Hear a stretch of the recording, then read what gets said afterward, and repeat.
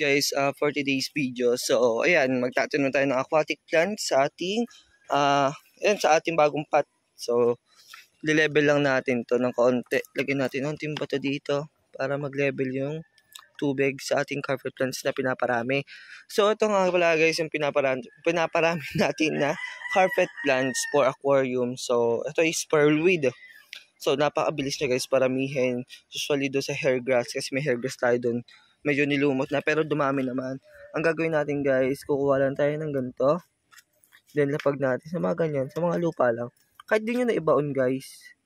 Yan, kahit hindi nyo na ibaon. Nakailan, usually guys, dami kang nakuha dito eh. Dito sa ano na to. Ito yung ating carpet plants. Ang dami na, pero grabe. Pag hindi mo siya binawasan, namamatay, sayang. Kaya mas maganda, lagi mo siyang ititrim. Parang ganito, yung makakapal, dun mo bawasan. So yun guys, diba yung ating carpet plants do, magtatanim pa rin pa tayo ng iba dito. Yan.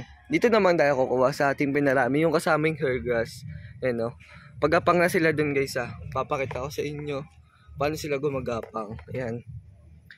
Ito yung hair grass natin, babawasan natin yan. Tatanim tayo dito sa kabila. Puro hair grass lang dito guys. Try natin sila pakapalin dito. Ang gamit pa natin dito guys na substrate is yung aquasil na binigay sa atin. So di ko na siya ilalagay sa aquarium. Ang bala ko na lang talaga gawin. Taniman ng carpet plants yan. Pero ang ginawa ko dito guys, hinaluan ko yung aqua soil ng yan, yung binistay na buhangin. Tapos onting luwam soil. Yan, mas okay yan. Tapos ganyan mo lang guys. Kasi napakadami na ng nutrients niyan. Hindi na siya malulusaw yung yung ating tatanim dito. Yan, ganyan lang guys. Mekos mo lang. So minamekos ko na, di ba? Hanggang mamix lang natin yan.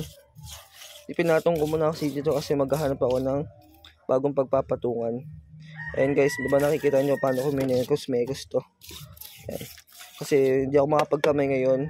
Nangangati kasi yun sa ganito ko. Pero ito guys, bawasan na natin to bago pa mahuli ang lahat. Mekos na natin yan insan. So guys, laging kukunin yung makapal. Yan, pag nag-propagate kayo nito, makapal laging kukunin nyo. Yan, katulad yan, para mabilis dumami. Hindi ko kinukuha yung sa maninipis na kasi may tendency na kumapal sila ulit after a few weeks or months. Yan. Mas okay kasi guys, lagi siya nababawasan pag makakapal na. Ito guys, yung tinanim ko na neto, pipicturean ko siya then before and after ilalagay ko sa ating Facebook page or ating Facebook real account yan. Yan o, diba? Mekos na natin to. Diba? Bawas lang tayo ng ating carpet plants. So next natin hair grass. Yan, mekos na natin yan. Ito makapal to eh. Sa bandang gilid, yan. Okay mga guys kasi mabilis to dumami. Yung mga binigyan ko nito, yun, na problema sila kung saan nila ilalagay. Kasi minekos na nila. Ayan guys, diba? Napapansin nyo naman kung gaano karaming nilalagay. Kung hirap kasi mag-video guys, isa lang gamit ko eh. Isang kamay, tapos isang kamay sa pagtatanim. Yan, para sa ating vlog, mini vlog for my YouTube channel. So sa mga hindi nakasubscribe dyan guys, subscribe nyo na ako para may free kayong isda. Totoo yun guys, nagpapa-free raffle si Aquager at ako yon. So update ko lang kayo guys Ayun Diyan, okay na yun guys. So mamaya, bawasan pa natin to. Masyado kasi itong makapal eh.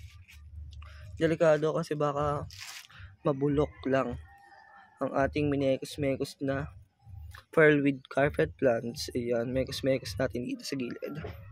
So, ayan. Mas okay na siyang ganyan. Ayan kita nyo, kapal na yun. So guys, ito naman yung ating bagong tataniman. And then, kuha tayo ng bagong itatanim natin. Tanggalin na natin to. Medyo mabigat guys, buhatin ko lang. So, ayan guys, kung nakikita nyo itong ating camera, itong binubunod sa camera, ito yung hair grass guys, carpet plant siya. Uri siya ng carpet plants. So yun lang mga ka-aquager yung ating naisipan sabihin. So ayan, mekos na natin to. Yan, mas okay itong ano eh, banlawan eh. Dito na lang. Para humiwalay siya. So napakaganda niya guys talaga sa ating tank. Pag makapal, pero pag manipis, wala. Mekos-mekos talaga tayo. Pero hiwalay-hiwalay ko muna guys ah. So yun guys, tatanim na natin yung ating mga hair grass. So kuha pa tayo dito na onte. So wala na tayong makita makapal eh. Ito, kasi napakabilis na nito talaga dumami. Hindi na natin siya hiwalay. Pagkapangin na lang natin siya. Yan. So yan. Yung iba guys kumapal na. Para siya guys palay. Ayan o. Ayan. Kukuha lang tayo dito ng onte. Tapos tanim natin. Yan. So dito tayo medyo maliwanag. Ayan guys. Harangan natin yung araw. So kuha tayo dito sa mga part na to, mga kapal na to. So dami ano. Pearlweed. Ang bilis kasi kumapal na ito guys. Katulad na ito. Pinagapang ko lang dito. Ito yung kalahati pearlweed tatanim natin. Kasi medyo matagal yung carpet plants na isa natin para main hair grass. Mas okay na rin guys na 50-50 sila. Kasi natatabunan na. Pangit na tignan. Totoo lang guys, pag hindi siya separated, mahirap talaga.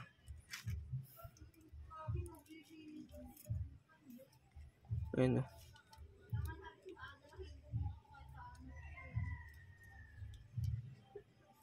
Ayan. Hindi lang guys mag-propagate.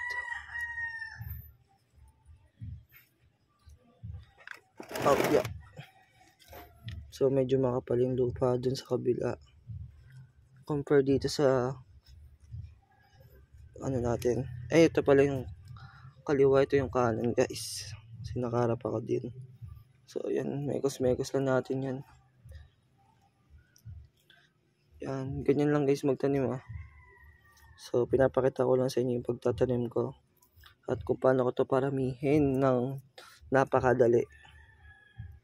Guys, yung ating natanim. So dadagdagan pa natin dun. Ito naman yung ating mga natanim. Ay, nabawasan na pala yung mga natanim natin. Tsaka yun. So mga yan. 1 month, sobrang kapal na yan. Tapos kukuha pa tayo ng ibang lagayan. So doon sa ginagawa namin maraming ganitong lagayan, uwi natin, tataniman natin carpet plants. Tapos bebenta natin doon ng 500 yan. Sambuo yun na. So yun lang mga ka-aquager. Pinakita ko lang sa inyo paano ako magtanim at mag-propagate ng ating mga carpet plants. So yun guys, happy peacekeeping. Peace out.